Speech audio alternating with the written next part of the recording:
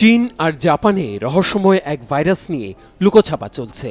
এমন গুঞ্জনের মধ্যে এই বছরের শুরুতে গণমাধ্যমে উঠে আসে হিউম্যান মেটানিউমোভাইরাস বা HMPV ছড়াচ্ছে চীনে। এর রেশ থাকতেই খবর আসে বাংলাদেশের প্রতিবেশী ভারতেও থাবা বসিয়েছে HMPV।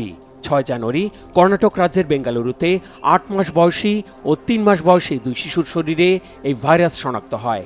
24 ঘন্টা না যেতেই গুজরাটের আহমেদাবাদ আর পশ্চিমবঙ্গের কলকাতায় আক্রান্ত হয় আরও 2 শিশু। এতে আতঙ্কিতদের মনে ঘুরপাক খাচ্ছে নানান প্রশ্ন। জানার চেষ্টা করছেন এর প্রভাব কতটা তীব্র, এটা কি প্রাণঘাতী, কেন আক্রান্তদের সিংহভাগই শিশু।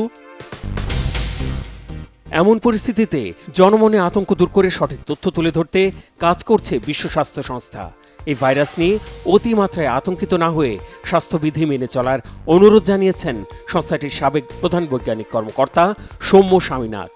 HMPV শনাক্তের খবরের পরপরই জরুরি বৈঠক করে জনগণকে আতঙ্কিত না হওয়ার অনুরোধ জানিয়েছেন ভারতের দক্ষিণের রাজ্য কর্ণাটকের স্বাস্থ্যমন্ত্রী দীনেশ কুন্ডু রাও। শ্বাসযন্ত্রের সিনসিটিয়াল ভাইরাস বা RSVর মতো HMPV একই পরিবারের অন্তর্ভুক্ত মৌসুমি ভাইরাস। আক্রান্ত হলে শ্বাসকষ্ট, জ্বর, কাশি, ঠান্ডা লাগা, ঘাম হওয়া, মাথা ব্যথা, পেশি ও হাড়ের সংযোগস্থলে ব্যথা, ক্লান্তি আর ক্ষুধাবন্ধার মতো উপসর্গ দেখা যায়। উপরের শ্বাসযন্ত্রের পাশাপাশি ফুসফুসের গুরুতর সংক্রমণও হতে পারে। র্যাশ বের হতে পারে সারা গায়ে। তাই প্রচণ্ড জ্বর, গায়ে ব্যথা, ঠান্ডা লেগে নাক বন্ধ থাকলে বা ক্রমাগত হাঁচি হলে সতর্ক থাকতে হবে। এর স্থায়িত্বকাল হতে পারে কয়েকদিন থেকে 1 সপ্তাহ পর্যন্ত। সুস্থ হওয়াটা নির্ভর করে শরীরের রোগ প্রতিরোধ ক্ষমতার ওপর। মূলত শিশু আর 65 বছরের বেশি প্রবীণ ছাড়াও শরীরে রোগ প্রতিরোধ ক্ষমতা যাদের কম তাদের ঝুঁকির তালিকায় রেখেছে যুক্তরাষ্ট্রের জাতীয় রোগ নিয়ন্ত্রণ ও প্রতিরোধ সংস্থা CDC। 14 বছরের ভেতরে থাকা শিশুদের ঝুঁকির তালিকায় রাখলেও সম্প্রতি আক্রান্তদের তথ্য বলছে 5 বছরের নিচে থাকা শিশুরাই আক্রান্ত হচ্ছে বেশি। CDCর রোগতত্ত্ব বিশেষজ্ঞ আইলেন স্লাইডারও 5 বছরের কম বয়সী শিশুদের বিষয়ে সতর্ক করেছেন।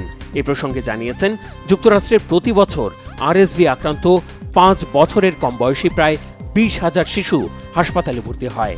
নিউমোভাইরাস নিয়ে গবেষণা করা যুক্তরাজ্যের ওয়ারউইক বিশ্ববিদ্যালয়ের ভাইরোলজির অধ্যাপক অ্যান্ড্রু ইস্টন জানিয়েছেন, সংক্রমণের ধরন পরিবর্তন সবসময় উদ্বেগজনক। এদিক থেকে বিচার করলে দেখা যায় প্রায় 25 বছরে HMP ভাইরাসের ধরন খুব একটা পরিবর্তন হয়নি। 2001 সালে ইনফ্লুয়েঞ্জা ঘরানার HMP ভাইরাস আবিষ্কৃত হয়। অনেক বিজ্ঞানীর মতে 23 বছর আগে শুধু নয়, 200 বছর আগেও পৃথিবীর বুকে এই ভাইরাসের অস্তিত্ব ছিল। ব্যাপক আলোচনায় থাকলেও সংক্রমণ জটিল আকার নিয়ে মৃত্যুর নজির না থাকায় ভাইরাসটি খুব একটা গুরুত্ব পায়নি। ফলে ভ্যাকসিন আবিষ্কারেও মনোযোগ দেননি গবেষকরা। তবে মৃত্যুর মিছিলে বিশ্বকে প্রচণ্ড ঝাঁকুনি দেয়া কোভিড-19-এর উৎসস্থল চীনে HMP ভাইরাসের বিস্তার শুরুর খবরে আতঙ্কের মাত্রা স্বাভাবিকভাবেই বেশি।